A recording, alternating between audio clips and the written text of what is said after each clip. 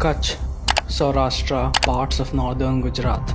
These are some of the driest regions in India which face drought-like situations due to scanty rainfall.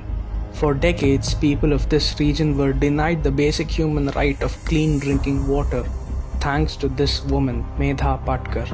Medha Patkar shot to fame with her Narmada Bachao Andolan, opposing the raising of the height of the Sardar Sarovar Dam. She and a coterie of activists, NGOs, leftist intellectuals, along with a section of the media, ran a campaign against the project by instigating the poor and vulnerable people.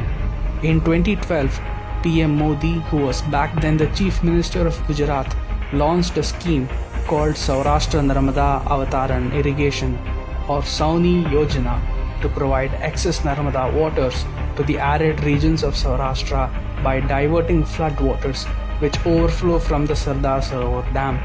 It involved raising the height of the Sardar Sarovar Dam from 121.92 meters to 138.68 meters. The project also involved a spider pipeline network spanning a distance of 1,125 kilometers and hundreds of small dams to store the water, thus bringing water supply to 737 villages of 11 districts and 31 cities in the Kutch Saurashtra region.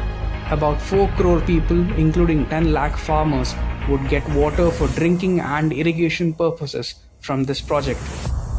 The project also sought to provide electricity to Gujarat, Maharashtra, Rajasthan and Madhya Pradesh through the hydropower generated.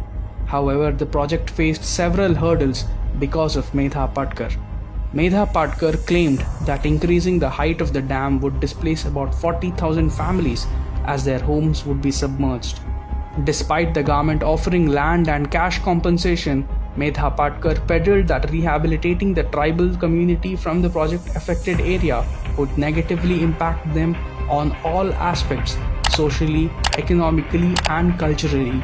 She even reportedly lynched government officers who went to survey land for rehabilitation displaced by Narmada Sardar Sarovar Dam. Through her numerous agitations, Medha Patkar claimed that the water would never reach the intended beneficiaries of Kutch. The project also faced apathy from the Congress-led UPA government at the centre, which sat on it for years because the Congress government in the neighbouring states of Madhya Pradesh and Maharashtra felt that they were at disadvantage. Back in 2017, former Prime Minister Manmohan Singh claimed that Narendra Modi never met him over the Sardar Sarovar Dam. The truth is that Manmohan Singh lied. There is a report of 2013 that proves that Narendra Modi as Chief Minister met Manmohan Singh, the Prime Minister, to discuss about Sardar Sarovar Dam and other pending projects. Even the World Bank, which had earlier agreed to fund the project, refused to give loan, citing environmental concerns. But that did not stop Narendra Modi and the people of Gujarat from getting what was rightfully theirs.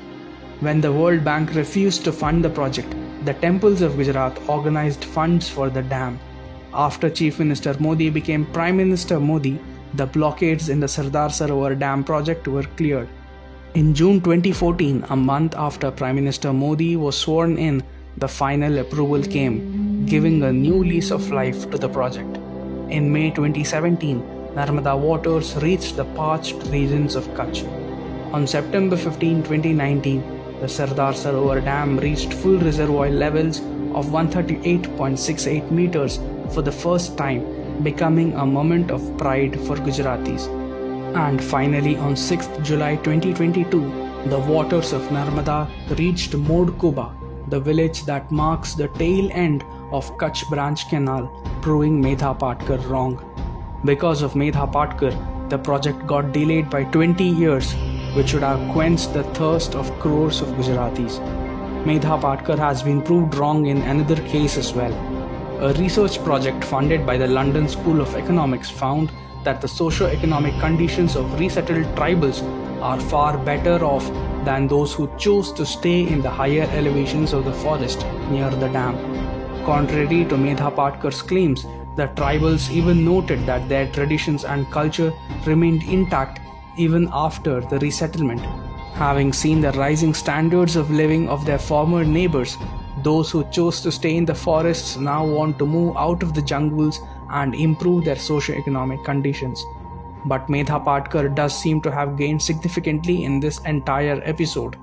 She has been accused of laundering money during her Narmada Bachao Andolan days. Within a year of formation of the Narmada Navnirman Abhiyan in 2004, the NGO had received around Rs 1.2 crore and managed to evade law enforcement agencies for over 17 years. According to a report, the NGO received the funds from 20 different sources in a single day on June 18, 2005. Interestingly, the amount of all 20 donations was the same, which was Rs 5,96,294. One of the donators was also a minor when the funds were transferred. Based on this, the Enforcement Directorate in April 2022 filed an FIR against Medha Patkar over money laundering charges. Probe into Patkar's shady dealings have also been initiated by the Department of Revenue Intelligence and the Income Tax Department.